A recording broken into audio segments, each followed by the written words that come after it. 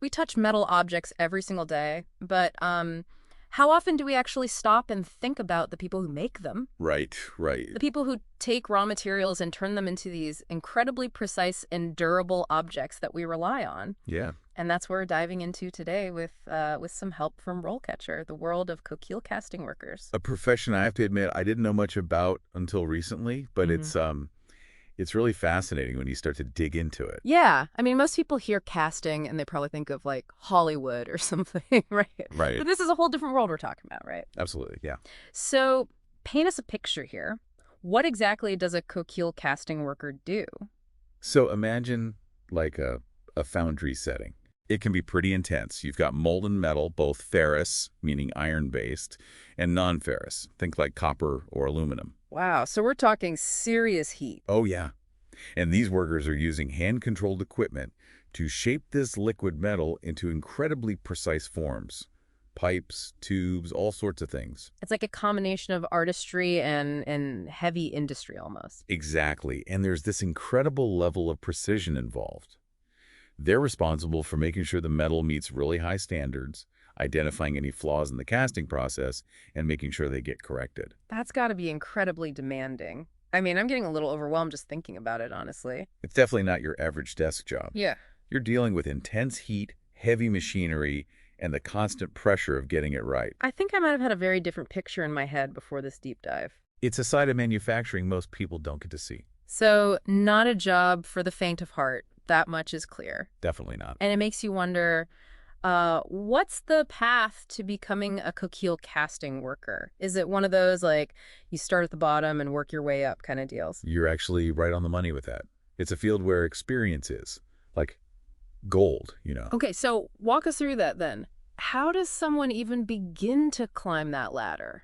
Well, according to RoleCatcher, it usually starts with an entry-level casting worker position. Entry level, so that's where you're really getting your hands dirty, right? Exactly. Like you're learning the ropes, how to handle the equipment, how to spot those tiny imperfections in the metal. Because those imperfections, even if they seem small, they can make a huge difference in the end product, I imagine. Oh, absolutely.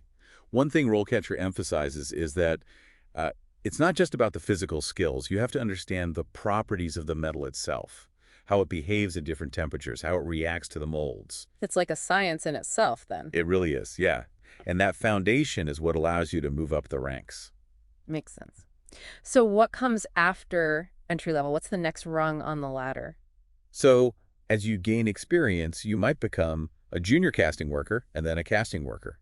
And this is where you start taking on more responsibility, maybe even leading some of those quality control checks. So more pressure, higher stakes. Right. But also more opportunity time. In terms... Specializing, for one.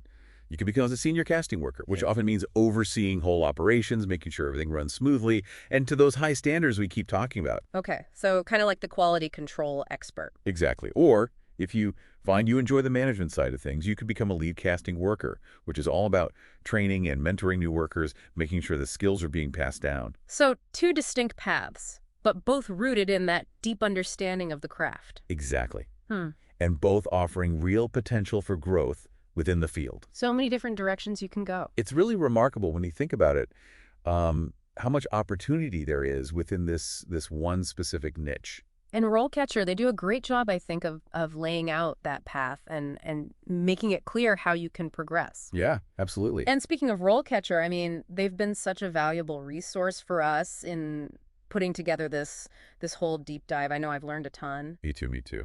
And, you know, one of the things I find most helpful about their platform, just in general, is how they bring together job postings from all these different sources. Oh, yeah, huge time saver. It's like, I don't even know where I would begin to look for some of these specialized jobs, you know? Right.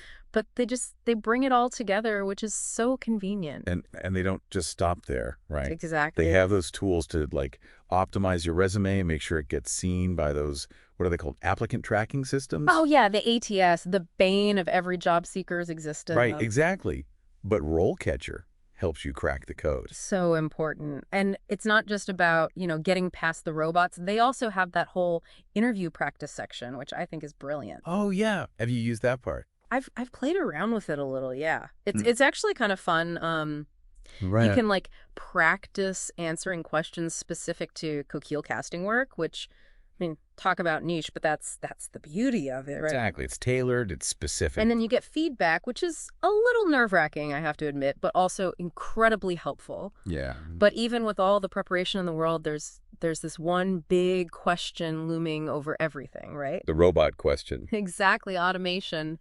Well, How might that impact the future of Coquille casting work? $1 million question. Right.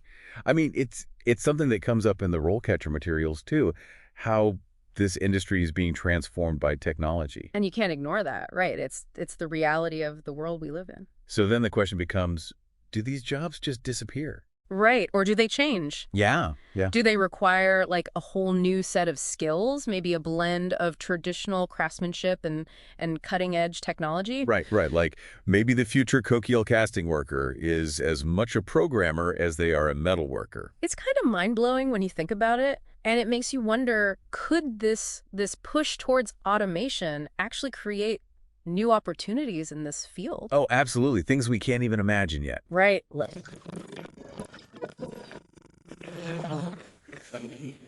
They're daunting at the same time.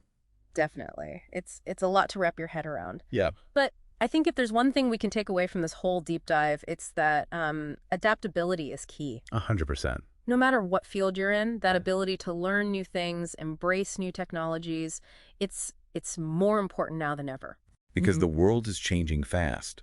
And the jobs are changing with it. So to everyone listening, whether you're a seasoned Coquille casting worker or just starting out in your career, keep learning, keep exploring, and who knows, maybe you'll be the one to shape the future of this industry or any industry that captures your imagination.